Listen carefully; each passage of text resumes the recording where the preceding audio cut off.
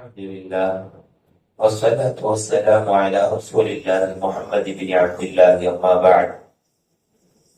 قال الله تعالى في كلامه القديم: أعوذ بالله من الشيطان الرجيم. بسم الله الرحمن الرحيم. إن أولياؤه إلا المتقون ولكن أكثرهم لا يعلمون. وقال نبي الله محمد صلى الله عليه وسلم: كل مؤمن تقي أو كما قال عليه الصلاة والسلام. கண்ணியத்திற்கும் மிகுந்த மரியாதைக்கும் மறுத்தான மேலான பெரியோர்களே, பாசத்திற்குரிய சகோதரர்களே, கண்மணி நாயகம் ஸல்லல்லாஹு அலைஹி வஸல்லம் அவர்களின் கண்ணியமான உம்மத்துமார்களே,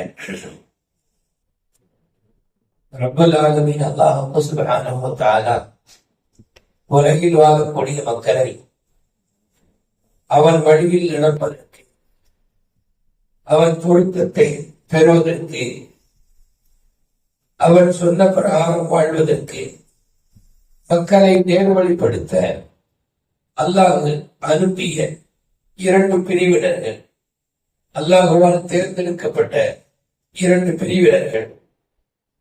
ஒரு பிரிவினர் நபிமார்கள், ரசூல்மார்கள் என்று நாம் சொல்வோம். நபிமார்களை, ரசூல்மார்களை அல்லாஹ் ரப்பல் ஆலமீன் பரிசுத்தமான வாழ்வை கொடுத்து, ஒரு முன்மாதிரியான வாழ்க்கையை கொடுத்து, அவர்களை அல்லாஹ் மக்கள் மத்தியில் அனுப்பி வைத்து மக்களை அவர்கள் நேர்வழிப்படுத்தினார். அதிலே ஆதம் அலைஹிஸ்ஸலாம் அவர்கள் முதல் நபி, நமது உயிருக்கு உயிரான உயிரினும் மேலான கண்மணி நாயகம் ஸல்லல்லாஹு அவர்கள் இறுதி நபி. இத்துடன் நபித்துவம் நிறைவு பெற்றது. பெருமாள் ஸல்லல்லாஹு பிறகு நபித்துவம் என்பது கிடையாது. யாரும் நபி என்று தன்னை பிரகடனப்படுத்த முடியாது.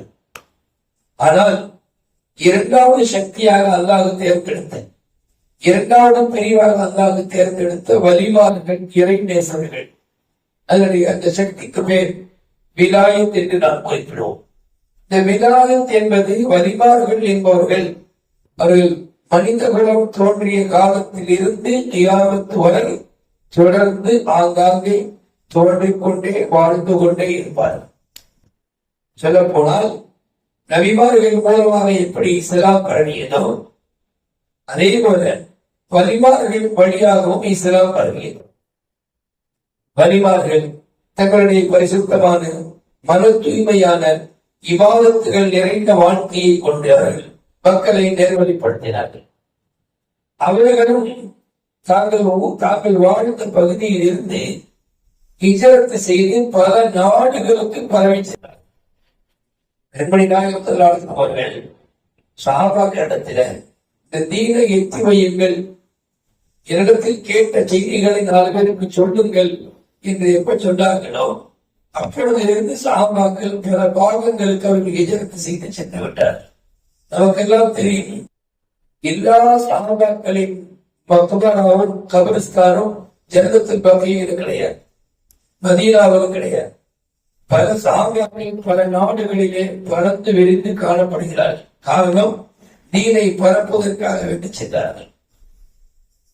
அதே போல இறைநேசர்களும் தமிழகத்தில் வாழுகிற பல இறைநேசர்கள், தமிழகத்தை பூர்வீகமாக கொண்டவர்கள் அல்ல. பலரும் பல நாடுகளில் இருந்து, பல மாநிலங்களில் இருந்து வந்தவர்கள்.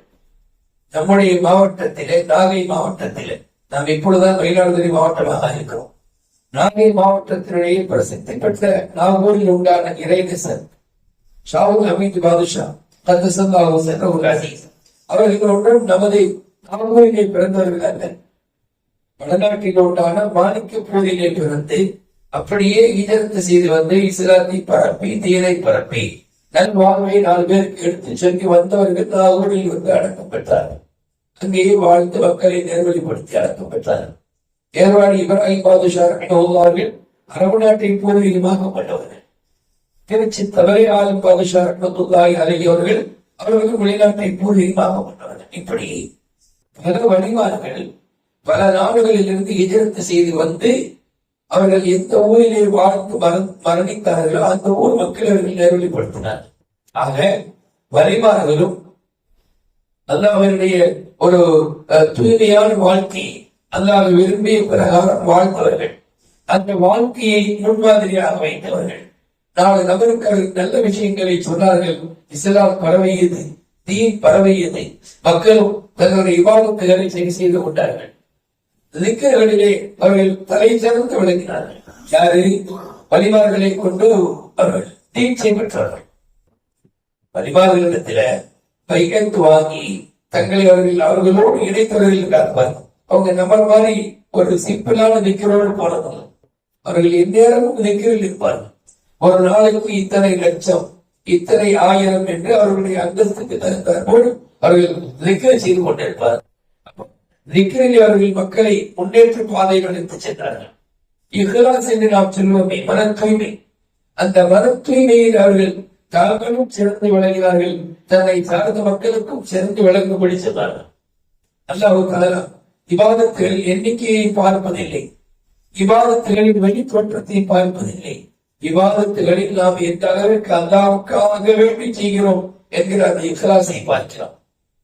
நமக்கு தெரியும், இஸ்லாம், ஈமான், இஹ்சான் என்று 3 படித்தரங்கள்.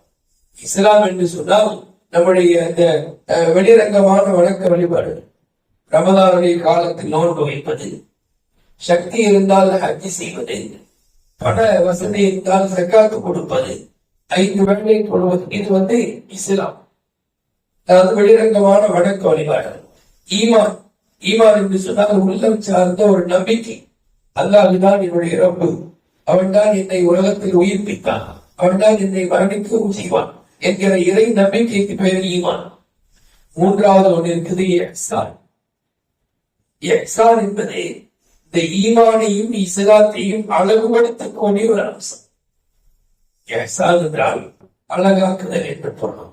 எப்படி அழகுபடுத்துதுன்னு சொன்னா, அந்த இபாதத்துகளை நாம் எந்த இபாதத்துகளை செய்கிறோம், இஸ்லாம் என்கிற அடிப்படையில் எந்த இபாதத்துகளை செய்கிறோம், அந்த இபாதத்துகளை தூய்மையாக ஆக்குதல். அல்லாஹ் என்னை பார்க்கிறான் என்கிற எண்ணத்தோடு வழங்கும். ஜிப்ரீல் அலைஹிஸ்ஸலாத்து வஸ்ஸலாம் அவர்கள் நாயகத்திடத்திலே ஒரு நாள் ஈமான் என்றால் என்ன என்று கேட்பார்கள். பெரும்பாலான ஈமான் என்பதற்கு விளக்கம் சொல்வார்கள். இஸ்லாம் என்றால் என்ன என்று கேட்பார்கள். பெரும்பாலான இஸ்லாம் என்பதற்கான விளக்கத்தை தருவார்கள். 3வது கேட்கிறார் ஜிப்ரீல் அலைஹிஸ்ஸலாத்து வஸ்ஸலாம், இஹ்சான் என்றால் என்ன? இஹ்சான் என்றால் என்ன? நான் சொல்ல வருவதே, இந்த இஹ்சான் என்பதைதான் வழிபாடுகள் மக்கள் மத்தியில் அவர்கள் ஆழமாக எடுத்துரைத்தார்கள்.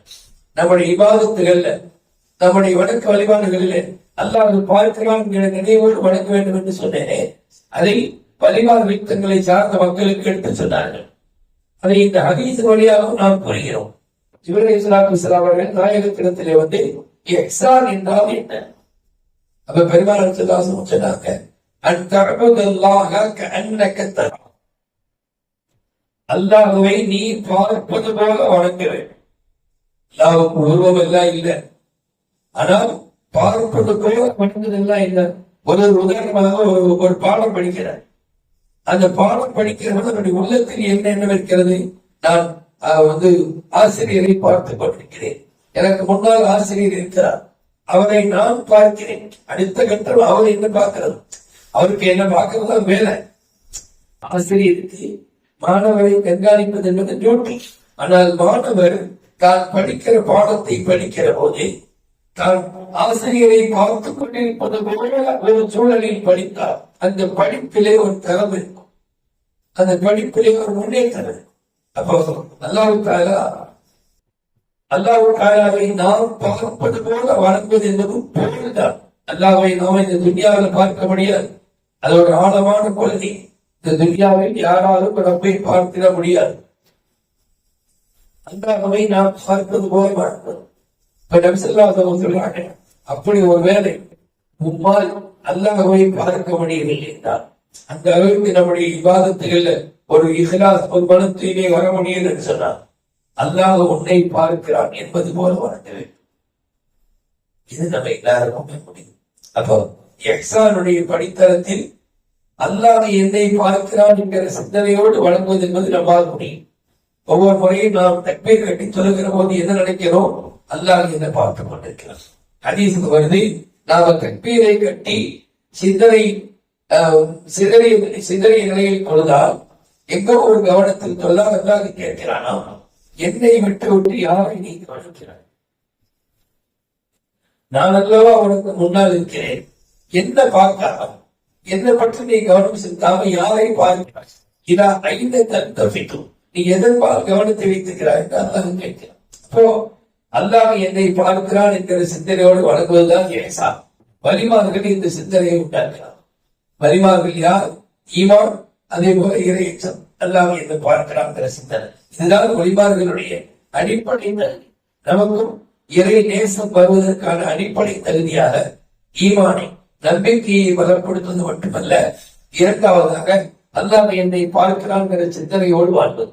வல்ல நாயன் நம்முடைய எண்ணங்களை பரிசுத்தப்படுத்தும்.